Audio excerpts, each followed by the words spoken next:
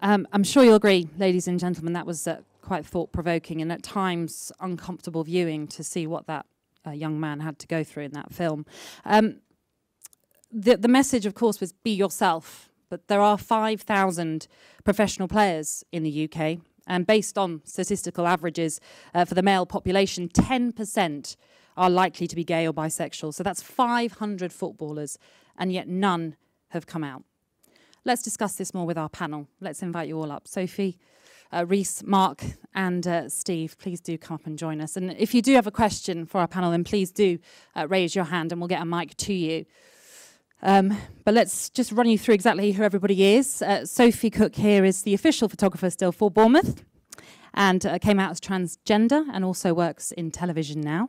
Rhys Chapman, director of the film, and it took several years to make it as well. We've got Mark Devlin, the Brentford chief executive of more than 5 years and has worked at other football clubs, one of which we won't mention, Mark. We'll move on from that one. And also Steve Smith, who has worked here at Sky for more than 20 years and is now the director of Sky Sports content and production. So, Rhys, I'm just going to come to you first. Why did you decide to make this film? Well, I'm a massive football fan and I wanted to make a film about a footballer, and I have a philosophy with kind of narrative filmmaking that it should be used to shine a light on subjects people might not ordinarily have been exposed to. And when I researched things in the game, this seemed like the one real key issue that needed addressing, but also the perfect thing to build a character's struggle around, and it just kind of went from there, really. Yeah, and we did see that struggle that player went through. Sophie, if I can come to you, you know what it's like to work in football. Yeah. As I said, it wasn't that long ago that you came out. Why is it so hard for players in particular, but also those working in football to come out? I mean, we've been told for generations that football's a bigoted, homophobic, racist place. And obviously that does still exist in the game in some places because it's still out there in society, and all the time it's in society it will be reflected in the game. But there's a big macho image of the game, and players are expected to fit a certain role, I think, in some ways. But I think the reality is that in the same way that the world has changed, so's the game. I mean, I thought I'd never work in the game when I came out, and yet my life's been enhanced. And even to the extent that when I was attacked by transphobes and homophobes, our fans rallied around me to protect me from them. So that's good. And just for those that aren't aware, tell us exactly how it all happened at Bournemouth and how supportive they've been. Well, my last game as Steve was at the Valley when we got promoted to the Premier League. And I literally thought it was my last ever game of football. And I came out to the club over that summer, and I had a meeting with Jeff Mostyn, our chairman, and Eddie Howe and that, and it was arranged for me to meet the players. And when I met the players for the first time, Eddie Howe came up to me and he said, "Are you scared?" And I went, "You know what, for the first time in my life, I'm so comfortable with who I am that no, I'm not scared." And they introduced me at a training session, and our assistant manager said, "I suppose you notice our photographer's changed a bit since last season. Growing her hair out." I said, "Yeah, I've lost a bit of weight. I'd like you all to meet Sophie." And then Tommy Elphick, our captain, just started clapping, and then the rest of the players joined in. And then they just carried on. It's like, right, we've got the new information now, let's just get on with it. And since that day, the players have treated me as the person I am. There's been no awkwardness, there's been no snidey comments, and not just the players, but the fans have been absolutely stunningly amazing. Mark, if I can ask you, what does football have to do to make it easier for a player to come out? I fear we've still got a long way to go. Sophie's just talked about her experience at Bournemouth, so I feel I can talk about what we need to do as a club. We need to, and the reason why we want to get involved in events such as this evening. It's more, I think there's been criticism of clubs and criticism from our own fans of Brentford as well, that we do the box ticking. We follow the campaigns when we're told to. We take the rainbow laces. We do what we're supposed to do to show that we're doing our bit. But I think it's got to be in the DNA of the organisation a drive and a real willingness to drive for inclusion. And the leaders have to lead, and they have to stand up and talk about what's right, and that people can be themselves, whether they're players, whether they're supporters, whether they're sponsors, whether they're staff. We need to be as supportive of each other, learn to accept each other for whatever it may be that we are, and the way we lead our life, that we stop judging people, that we're nice and open and honest. But it is all about a drive for inclusion and a drive for diversity. Football's come a long way in terms of tackling racism. You look back to the 70s and 80s, and it's still got some way to go there. And we're just at the start of our journey, I fear. I mean, it's great to hear your story at Bournemouth, because there's a football club, and we're all worried about this macho image, but there's a football club, players, staff alike, have just welcomed Sophie and he got on with it. But I fear we've all got a long way to go. I think the authorities are beginning to do their bit. They recognise it. They're saying the right things. Clubs have got to live and breathe it and actually talk to supporters, learn from each other, learn who does it well, and be willing to change. Steve, you've been nodding along there, and we heard on there some very familiar voices in Martin Tyler, Jeff Shrees and Alan Smith, Guy Havald as well. Yeah. Why was it so important for Sky to be involved in this? Oh, I pick up on the point that was made just there. I think it's the leaders have to lead. And I thought when I came along and saw the film for the first time, and our talent were actively involved in it, and I just thought, actually, we need to give it the platform. So we put it on Sky Sports on a Friday night, off the back of a Football League game. I'll say you're still nervous because you never quite know what the reaction's going to be, but actually on social media we had a really positive reaction to showing the film. You know, as you said earlier on, Natalie, uncomfortable watching at times. So it's interesting when you put that out in the public domain. But I just think you need to take a real proactive stance on these things, and that's why Sky Sports got involved with it. And what about Sky as a company in terms of what they do for their employees? How do they go about that? Well, it's diversity, inclusivity, very important for Sky as a company. Creating a working environment where people can be themselves at work. I think there's an element of dealing with diversity first and foremost, but the inclusivity element is even more important. You know, it's about having people with different opinions, different experiences around the workplace that actually will help Sky develop as an environment to work, and also help it understand its customers better, because that's what it's about. It's about reflecting society and leading in society, and that's why I think it's really important for Sky. Rhys, what challenges, if any, were there in making this film? Early on, it was very difficult for me to get anyone to even talk to me about it, you know, within the game. And I'm not surprised, you know, the amount of media training and how people are afraid of saying the wrong things. And this is viewed as a controversial subject, and no one had really kind of done anything to this stature at that point. But as the momentum of the project grew, it became quite a lot easier to get people to buy into it. And the message I've kind of got now from most people within the footballing authorities and other big players in football is that everyone knows this needs to change, and things are starting to put in motion for that change to come about. And last year's Rainbow Laces campaign was a phenomenal amount of unity within the game, and I think we'll look back on that weekend as a real turning point with regards to this issue in the future.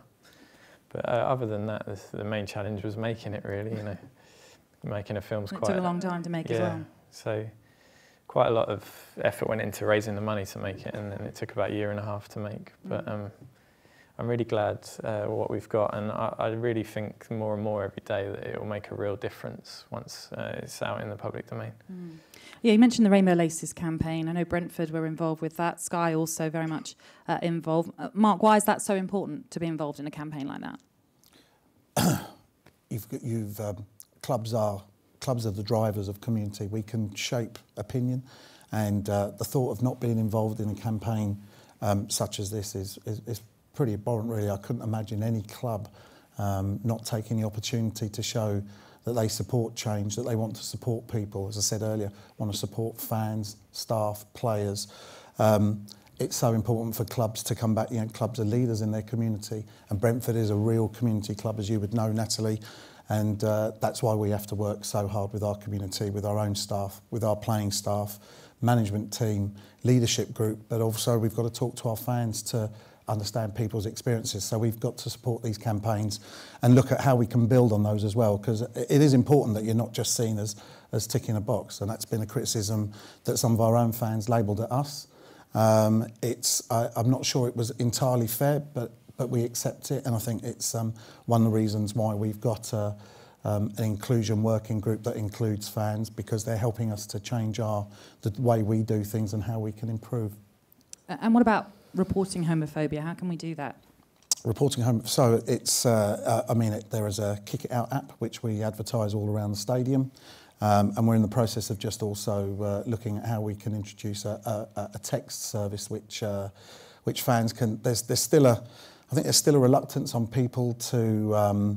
They're frightened if they report homophobia. They're frightened if they report any kind of unpleasant chanting. So we've got to give people a platform where they can do that. They can do it comfortably, that they can feel that anything they report will be taken seriously.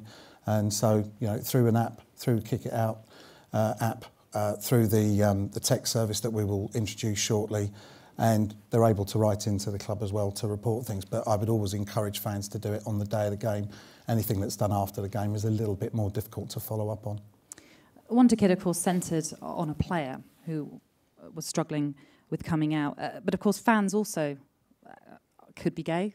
It's possible, of course. And it's not just the footballers that we have to focus on. It is the supporters as well. How inclusive is football to someone coming out on the terraces, Sophie? Obviously, fans do still hear homophobic and transphobic abuse within grounds. To me, the real pity is that the people that are doing this are in a minority. The problem with any minority that's got a bigoted point of view is that they tend to be louder than the people that have the decent point of views.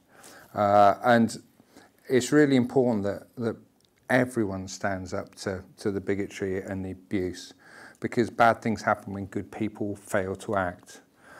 So anyone that sees it just needs to call it out. They need to talk to the stewards. They need to complain about it, because these people are in a minority. And as I've seen with my own experience, I mean, in my first season in the Premier League, I had 5 incidents of abuse all season, and 4 of those were from kids. To put that into perspective, in 2 days of Brighton Pride, I had 10 incidents of abuse, including 1 physical assault. So I think that the game is changing, but it takes everyone to turn around and say this is totally unacceptable, and it takes a will from the authorities and especially the clubs to say zero tolerance, and that's what it's got to be. It's got to stamp it out. Steve, Sky, of course, has its Sky Academy. It's got the Learning Zone. We're very active in bringing children here to learn. So education, very much important on this issue. Yeah, I think education is really important, and that's where, you know, all the platforms that we have, the website, the social, TV, it's important that we talk and debate about these issues. I also think, I want to pick up on, it takes courage, and I think it takes individual courage, and that's what you want people to do, to step forward into that space. And it's going to be uncomfortable stepping into that space, but people have to do that and take it forward. The FA chairman, actually, Greg Clark, has said that he thinks what should happen is that if there are a group of players, they should come out together in solidarity. Is that the right thing to do?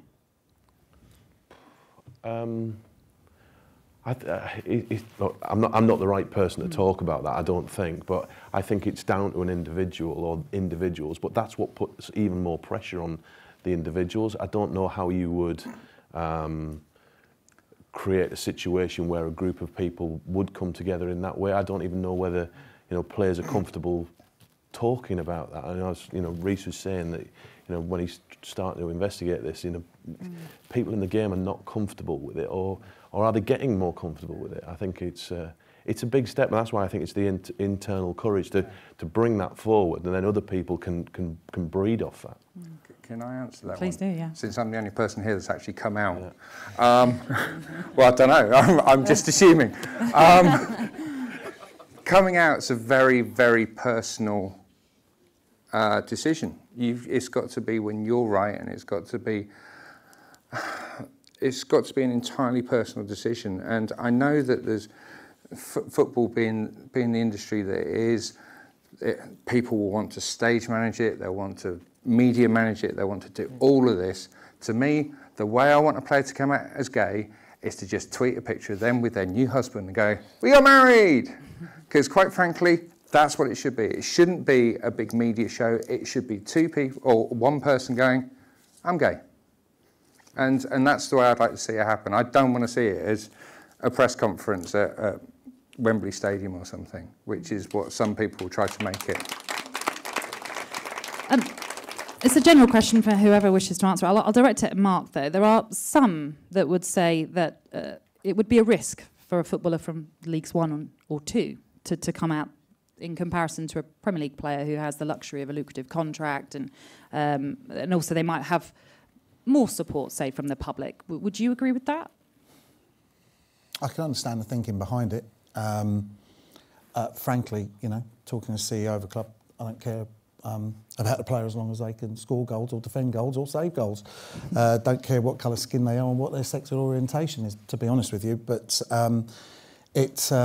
you can, and just coming back to Greg's point, you can understand why Greg thinks there might be safety in numbers, but it's a bit of an indictment on both our society and the game that he feels that approach is right. But if that approach leads then to better acceptance and it opens Pandora's box, and it allows us all to start talking about it more freely, then maybe that's no bad thing. But it is a bit of an indictment that we would that safety in numbers is how Greg would see it going forward.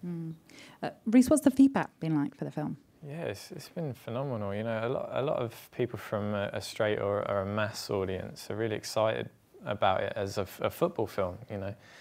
And some people have felt slightly uncomfortable with certain bits of it, but getting through that has been a great experience for many people. The most eye-opening experience I've had is I was invited up to Manchester to screen it to Adidas employees in their factory in Trafford Park, and there's about 150 factory workers, many in overalls and high-vises.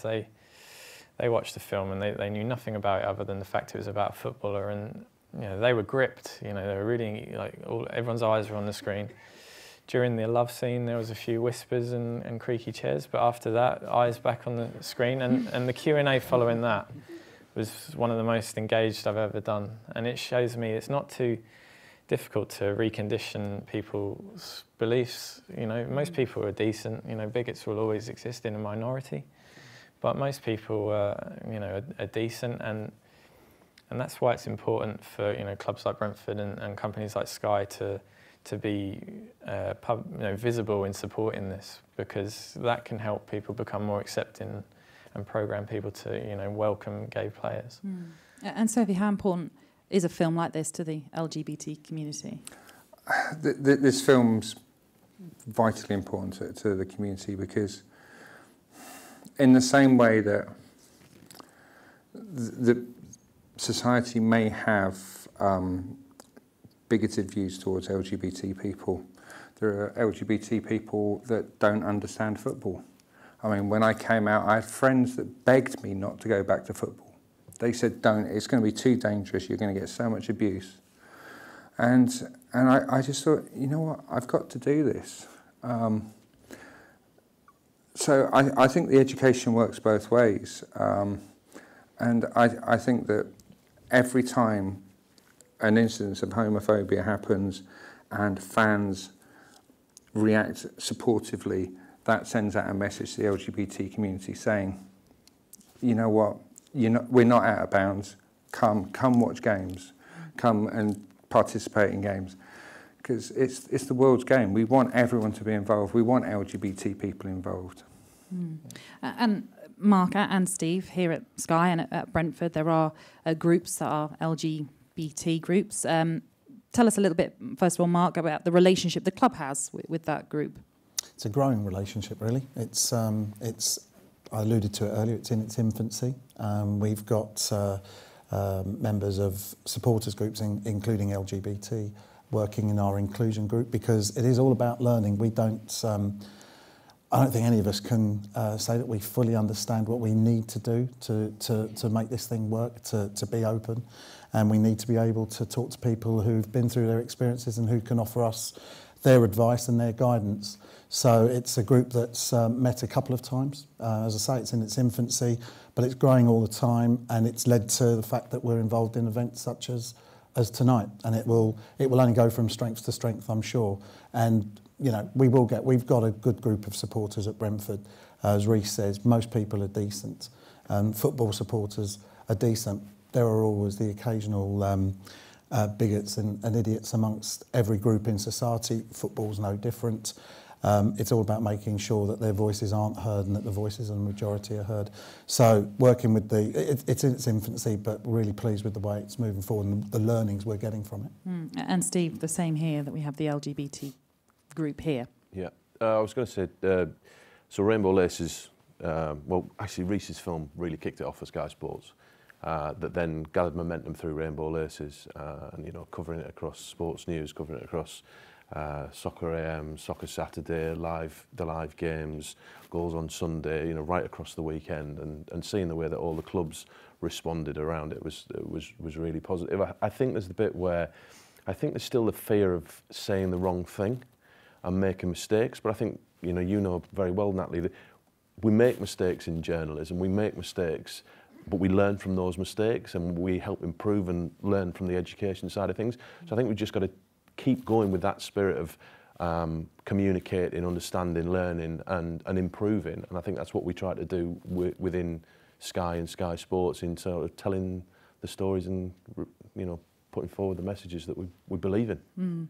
Let's see, has anyone got any questions out there? Yes, right at the back.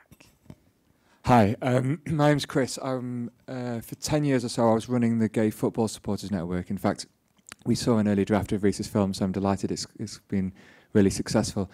I'm also a Brentford season ticket holder, just newly this year, recently moved to the area. And there's just a few comments, really. First of all, the comment on the Greg Clark's view that a group of players should come out. Actually, we knew of, through the PFA, 7 professional gay footballers. And through them, we asked them their opinions as to why they hadn't come out in the game and whether they'd be interested in coming out en masse. 6 of the 7, one wouldn't talk to us at all, but 6 of the 7 cited the media intrusion that would follow as reasons they didn't want to come out. They said their careers were short and they didn't really want the pressure that the circus that would come around them if they came out as a big problem. And we could kind of understand that. I mean, anybody who appears on the front pages instead of the back pages tends to, I imagine, have a lot of pressure on them, and they don't want that spotlight on them. And it still hasn't happened in football, at least not at the level we want. We also would say that we wouldn't think that pressure would be on retired players. But again, only one player, Thomas Hitzlsperger, from the Premier League, has ever come out after he's retired. I don't understand what the barrier of somebody who is retired coming out who doesn't have the same pressures. And it was alluded to in the film that their endorsements, their sponsorships would probably go up as a result. We've certainly seen that in other sports. I'm delighted to see the fan groups growing. I'm delighted to see Brentford have got a group going. I also was the author of the report a few years ago on the abuse that Brighton had. For many, many years, they had a lot of abuse. 75% of opponents received abuse, and I was able to do a report with the Brighton and Hove Albion supporters to stamp that out. I was at the Brighton game on the Ealing Road Terrace, and I didn't hear a single bit of abuse. And I'm delighted that when I speak to them at the ground, they don't hear abuse anymore, or sporadic. So I suppose there's no real question here, other than just a comment.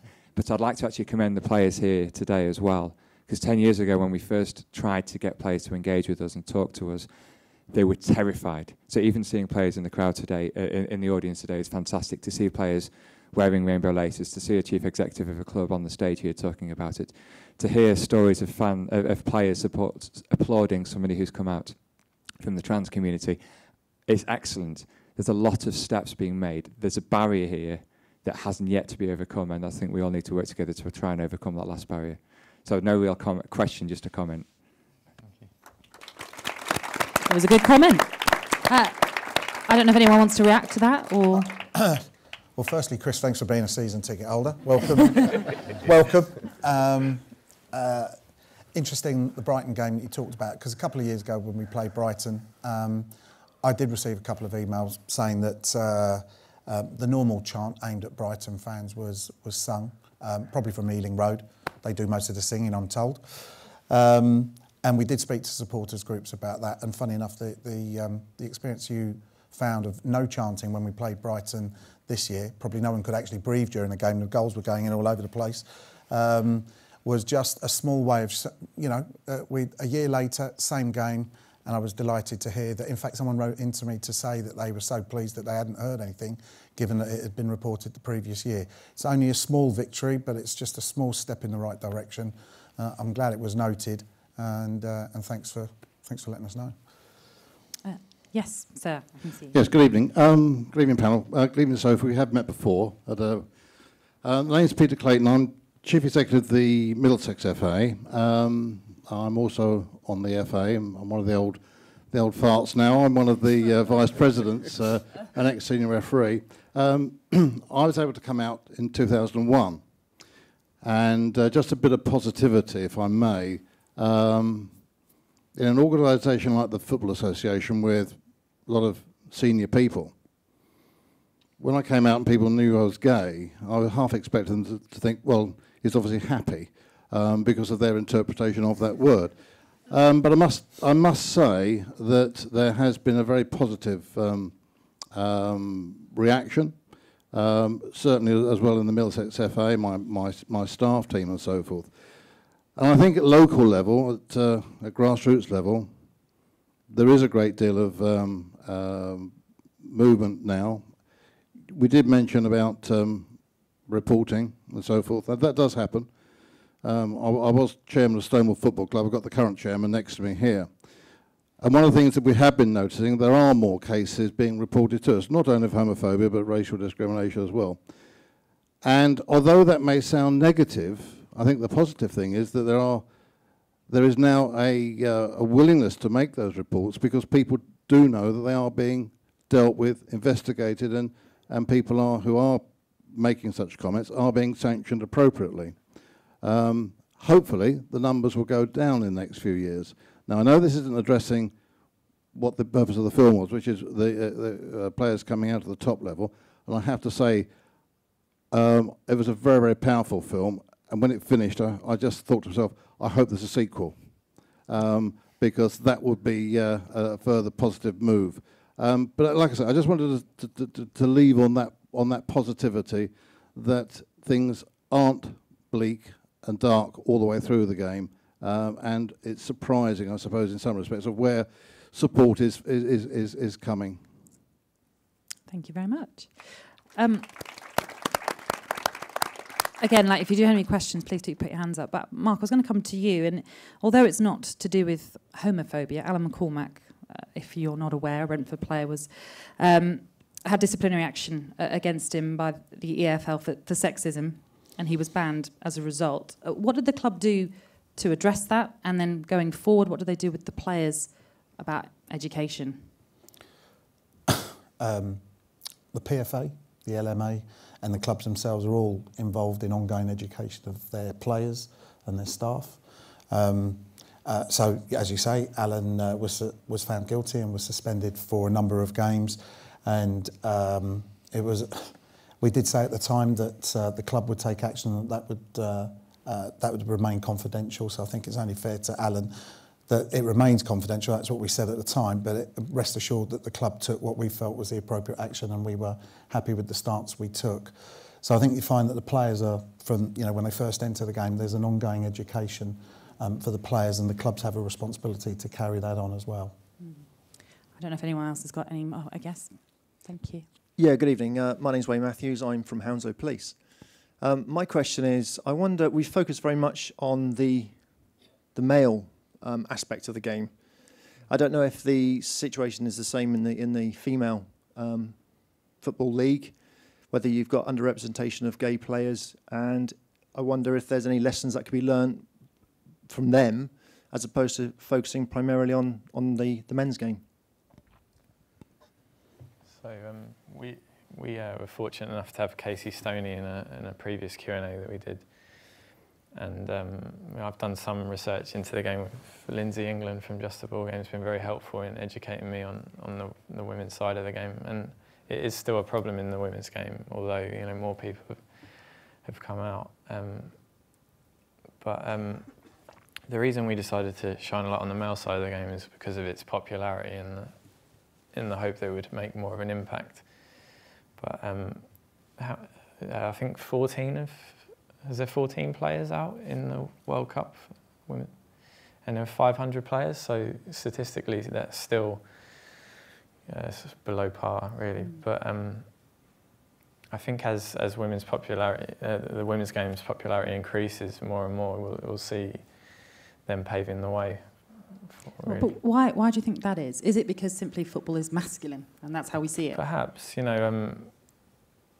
with hypermasculinity, you're kind of taught to not speak about your problems, don't show emotion, and being macho is just as much about silently dealing with your problems, whereas I think generally women are a bit more open about talking with problems. I'd agree with that, but one of my biggest fears would be that as the women's game starts to become more popular, then some of the bad behaviour that's been in the male game is going to actually increase in the women's game, especially as crowds increase. But like women players, I think there's a lot less pressure on them from fellow players than there would be on male players. Yep. Hello. Hiya. I'm Gemma Teal from Bias. Being as we had two statements, I might go for two questions, if that's all right. The first one being, Reece, congratulations on the film. It's actually just completely fantastic. I found particularly the very beginning quite moving when you've got the young player on the pitch and hearing all the sounds, and it's made me think about how I behave at games. How long that will last, I can't promise, but it's made me think about that. Which led me on to, we talk a lot about a player coming out and what that would do for other players and fans and the LGBT community. What do you, and particularly you, Sophie, think that fans can really do to help a player feel comfortable enough to come out? What can we do to help them, would be my first question. Do you want me to go first? Go on, yeah. I think the LGBT fan groups are an integral part in all of this. Many clubs now have banners up in the stadium and an official club-supported LGBT fan groups, which sends a message to the players that there's LGBT people that support this club, but also to the fans as well, that it's a welcoming environment and that visibility is important. I'd like to. There's no denying that not having an out gay player in the top 6 leagues is dreadful. But I think what we need to focus on is creating that environment that is welcoming, rather than looking to get players to come out. There's no doubt that when players start to come out, that it will have a hugely positive effect with inclusivity in all walks of life. But if we have that results-based goal, and it kind of distracts from the task at hand, and the task at hand is creating a grassroots level right to the top of the game, a welcoming and inclusive environment in the game. And I do think that LGBT fan groups have been one of the most important parts in getting the momentum going in this issue. Yeah, and creating that inclusive environment before someone comes out is vitally important. One of the reasons why it was so hard for me to come out is because no one had done it before. And I had no idea of what reception I would get when I came out in football. I honestly believe that I wouldn't have still been working in the game. So I think that's vitally important, that message of inclusivity is there right from the start. And 2 weeks ago, I was attacked online by a religious group, as was the club. And what the fans did was, I had hundreds and hundreds of messages of support from Bournemouth fans because someone had dared to attack me and the club. because of supporting LGBT issues. And I think that sends out a powerful message. So every time something like that happens, even though it was a negative event, the response of the fans just sends out a powerful message that they believe in inclusivity and diversity. And I think that's vital. Fans have got to be driving that message. I've noticed a lot in recent times. You know, we also see the terrible tweets and comments on social media whenever this subject's discussed, but it seems as though more and more people are becoming empowered to argue back, which never really happened in the earlier days. I think that's the thing, because as we all believe, most people are inherent good. For every negative tweet that I get hundreds of positive ones. And even to the extent that sort of people who would have previously kept quiet about things now will express that outrage that people are being homophobic or transphobic, and that's what we need to happen. It needs to be that moral outrage at this sort of behaviour. Thank you. Next thing's utterly mundane in comparison, is about stewarding. We've had, obviously fans communicate with us as bias about their experiences with reporting and so on. One of the examples we had was someone who did what we would call the right thing and started to report an instance of homophobic language on an app. And the people who'd been doing that behind them saw that they were doing that on the app. And then, hence, there was a bit of a discussion that carried on. The steward was called, and from what I'm told, the steward kind of said, I don't know, I can come and stand up there if you like. And my question really to Mark is, what are we doing, what are we planning to do to make sure that our stewards are appropriately trained and appropriately empowered to make sure that when people do report, as we're encouraging them to do, that they're properly supported? All our stewards are briefed and are educated, and that's an ongoing, and it works quicker with some stewards than it does with others. They're all briefed to act appropriately and to intervene when there are reports of any type, whether it's homophobic chanting, whether it's racial abuse. We currently have a supporter banned because it was reported, and following a meeting with the club, the supporter's currently banned from Griffin Park. So it's an ongoing education process with all our stewards that are asked to intervene.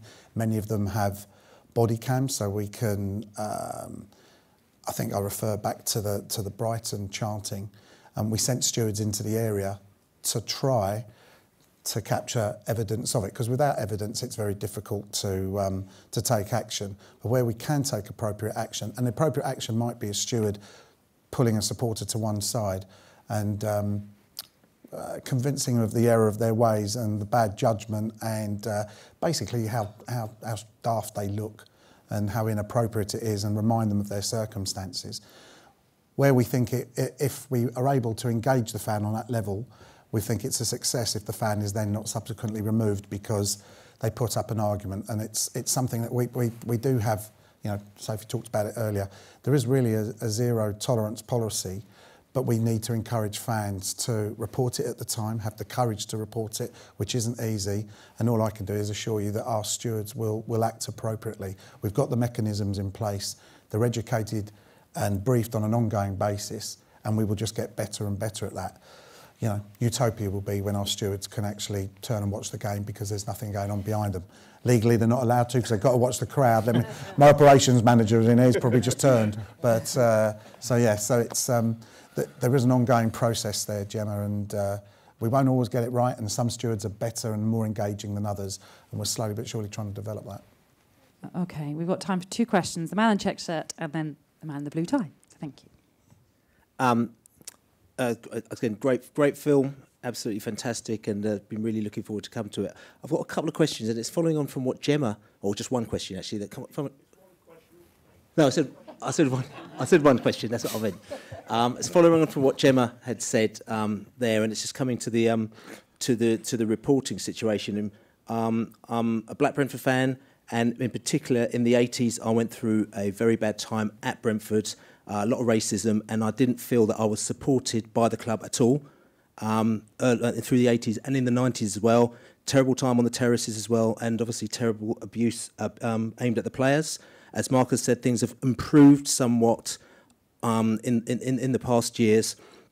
And now it's interesting because I can actually feel a real sort of kind of bond with the LGBT community, because I feel they're going through a lot of things what I went through in the 80s and like I say in the 90s. And I think what's an interesting thing is that when I speak to them, I always had this nervousness when I used to go to the club, because you weren't quite sure what would happen. You weren't quite sure whether or not, if somebody said something, if the crowd would support you. As Gemma said, you weren't sure whether or not the club may actually take the appropriate action, because what you wanted is, even though people might be saying things, it's the actions around you which was the important thing. It was the people, it was the club sort of doing things. Now, what's happened is that abuse has now moved as well also onto social media, which we talked about as well. So you've got maybe fans who are supporters of the club who may go to games or may go to games less frequently, but they also have this abuse on social media.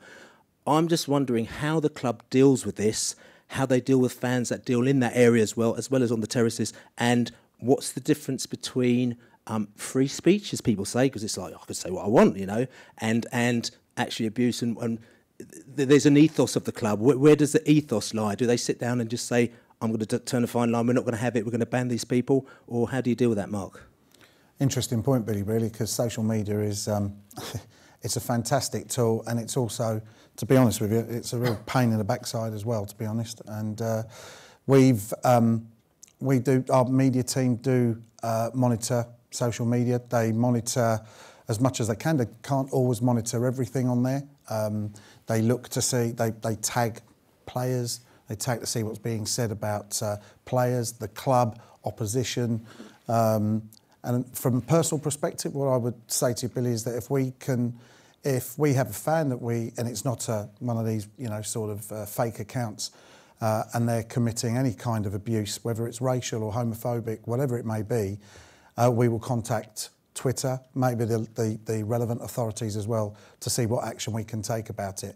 We've done it on a few other issues, not just this type of abuse, but there's been, what football fans like: win a game and you're gods, lose a game and you're all complete, idiots, and the emotions go up and down. We monitor it, and if we can take appropriate action via both the social media website, whichever one it may be, we will also talk to the authorities to see what action can be taken. But we can't monitor the whole site. There's just so much of it.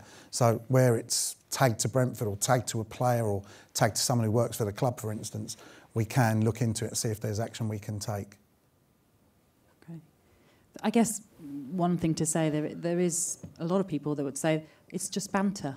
It's just terrace talk, isn't it? A lot of the stuff that's said out there. And again, that comes down to the education. But that's a problem in itself, is that people will just laugh it off often.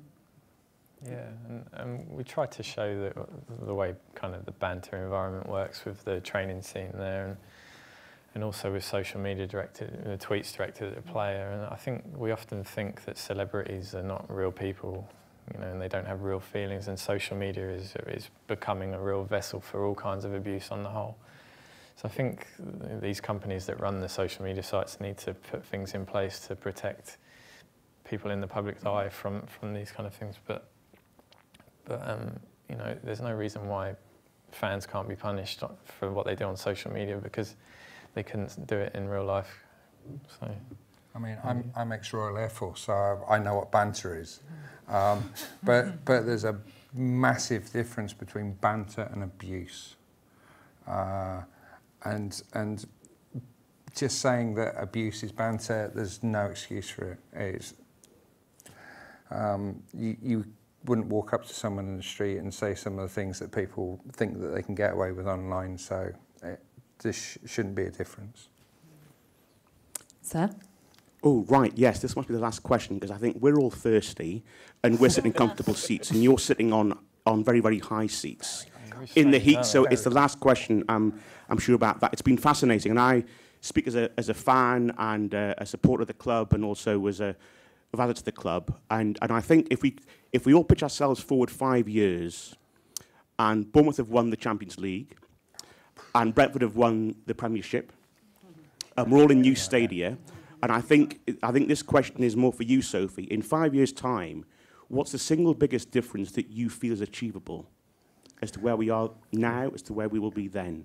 In 5 years' time, Kid Maguire will be captain of England, and he'll be scoring the goal that wins the World Cup for us, and then holding that aloft.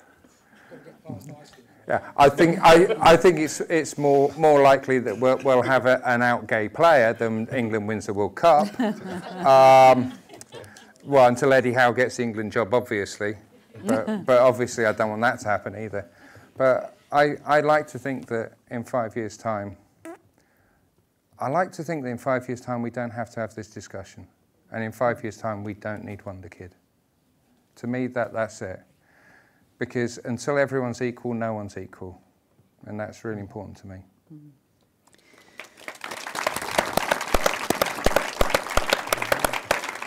Well, I have to say that is probably the best way to finish this, with that final statement from you, Sophie. So thank you very much. Steve, Mark, and Rhys as well. Thank you as well. And thank you for your contribution.